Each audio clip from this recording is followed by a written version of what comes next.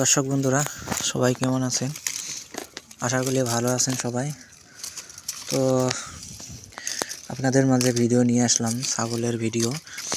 তো আপনারা যদি কেউ ছাগলের খামার করতে চান, নতুন করে যদি কেউ ছাগলের খামার করতে চান, তাহলে অবশ্যই আপনাদেরকে ছাগলের কিছু নিয়মকানুন মেনে চলতে হবে, যাতে করে আপনারা ছাগলের গুলোকে সুন্দরভাবে পরিচর্যা করতে পারেন এবং আপনাদেরকে একটু সুন্দর